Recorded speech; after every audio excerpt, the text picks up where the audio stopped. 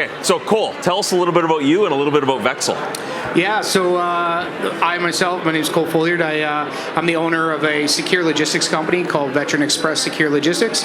Really, Vexsel is kind of there to take on the hauling of goods that require a little bit more care and attention, climate control, secure chain of custody, that kind of thing. That's our wheelhouse.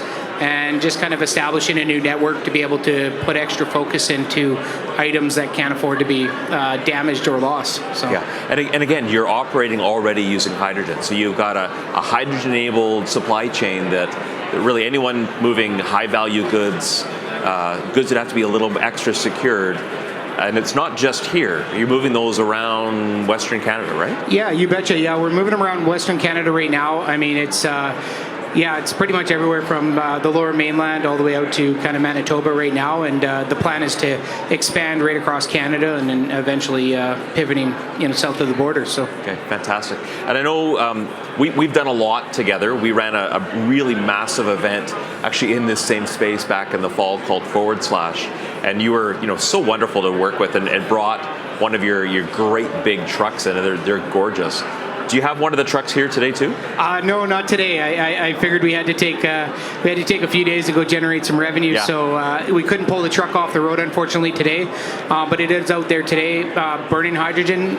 Again, the only one in Canada right now that's generating revenue while it's doing so. So our customers are benefiting from it. That's the big important message, I guess. I would like to kind of push out is that we want to get a little bit more awareness that the end user or the customer that's shipping their products can actually use this technology today, can lower their emissions impact, and obviously it offers a significant PR advantage as well. So. Oh, absolutely. And I know you're based out by the Edmonton International Airport. Can you talk a bit about just the relationship with the airport and how they're really helping innovation and companies like you? Yeah, I mean, as a younger startup business, it was really about us leveraging our partnerships, right? One of those partnerships, and one of the earliest partnerships we ever formed, was with the Edmonton Airport. It was through the common connections through Carl Rosno, who introduced me to Myron and his team, and it really was a turning point for us, because that was the ecosystem that Edmonton Airport brings, not just to the Edmonton Airport, but to Edmonton as a whole, and then the connections that they've made for us, around the world with many other logistics companies has been significant. Yeah, that's fantastic. So how many vehicles are you operating right now? So right now we only have the one that's still operating on hydrogen right now. Yep. That was really part of our test phase that we were pushing out last year from the last hydrogen convention when we announced the Vexsel hydrogen project. So we've leveraged that one, and we have about a half a dozen other trucks and about a half a dozen trailers on the road right now. And we look forward to kind of all the new trucks that we have and that we're bringing up onto the road. Our full intention is to implement them with a co-combustion system and be able to push those out to our customers as well.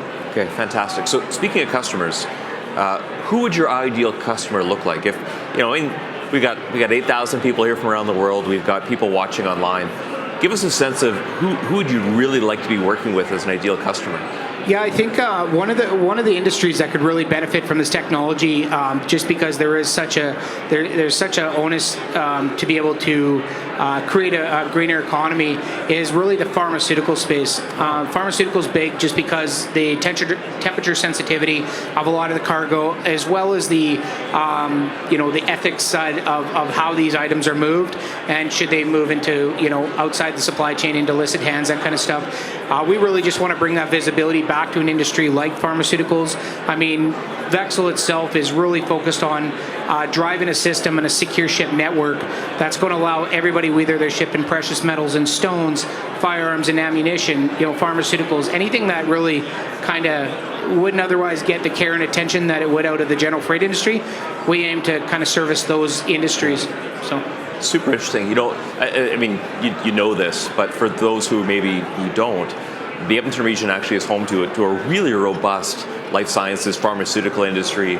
Applied Pharmaceutical Innovation is a really outstanding organization that's in the process of building about $190 million facility that will be producing small molecule pharmaceuticals. We've got Gilead here. again, one of the world's largest pharmaceutical companies. Then the airport is certified supply chain, CEIV, I think is the designation, like one of only one or two in North America. So from facility where drugs are made through your supply chain into the airport to markets around the world, like that's a pretty niche role, and it makes a lot of sense for you to be in that. Yeah, I mean, it was really, I think, the significant value in working with the Edmonton Airport was not just the wealth in their network, but also the wealth in their knowledge. And the big part of that knowledge was that we really did realize that there has to be a little bit more infrastructure, a little bit more care and attention put into when items are coming into an airplane and when they're leaving the airplane and they're ended up at the whether it's end user or it's the actual business itself. So Edmonton is the perfect place to really pioneer this space out. Really, what we're trying to do is really get the word out there that the technology exists today, and a lot of these pharmaceutical companies can leverage this in their supply chain, so they can actually say today, in the Edmonton region, they're leveraging hydrogen, they're lowering their emissions impact, right? Okay, that's really great. And again, you're a real success story here in the region. Younger company though, still growing. Are you looking for investors, or what do you need more? Customers, investors, and what's your path? Yeah, it's a little bit of A and a little bit of B. I mean, we never turn down the opportunity to serve more customers that are looking for a service that we offer. But really, yeah, I guess it's an interesting economy right now for raising capital. It's definitely something that we're down the road of raising capital, and something that we'd entertain any conversations with anybody interested in having that with us. But yeah, it's a little bit A, a little bit of B. Okay. So again, we talked about ideal customer. What's an ideal investor look like? I guess an ideal investor would be someone who really understands the changing dynamics in the supply chains that are happening right now, both on a ground and air cargo space. Somebody who really truly understands that no matter where we go here from today forward, the need to move things, and the need to move things with the insurance the way that it is, the risk that's coming to the supply chains, the lack of assets. The ideal investor is really going to understand that these are a lot of problems that need to be fixed, not maybe just painted over, a different color. We need to actually put in effective change to be able to minimize the risk to these supply chains, so the shippers, the receivers, and everybody in between, including the stakeholders, aren't exposed to a greater risk. Yeah. Earlier today, we launched the 5,000 Hydrogen Vehicle Challenge. You joined us on stage as part of that. Really a whole community movement to put 5,000 hydrogen-fueled vehicles on the road within 5 years. How does it feel to be like the first mover in that? The guy who said, I'm going to take a risk and be the first one to say, yes, we're in. To now have this massive community saying, we're in too. How does that feel? Yeah, you know what? It was great. Here we are a year later from the first hydrogen convention last year. I mean, a lot has happened. It does feel good. I mean, I'm not going to lie to you. It was a little bit of a, let's run into the cave and I'll see if there's a grizzly bear in there type, type approach. But, I don't regret it for a second. I mean, if there's anything I can do and our business can do in order to mitigate the risk to other players coming into the space, other fleets adopting this technology, it really isn't the boogeyman in the closet that a lot of people expect it to be. Very simple to install, very simple to turn over onto a new truck, really adds a lot of efficiencies to the handling and the maintenance of those vehicles. So seeing the amount of people that came up on the stage today, it's just showing me that, like, even 12 months ago, the commitment is there. I think people are willing to take the step.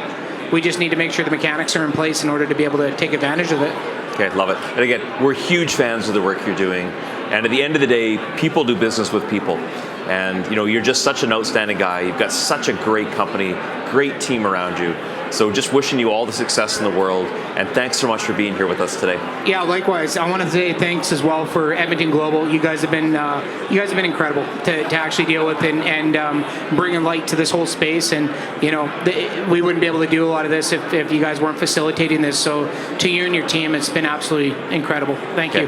Thanks so much. All right, so that's the conversation with Cole at Vexsel, one of this region's real superstars in terms of building out this 5,000 vehicle challenge.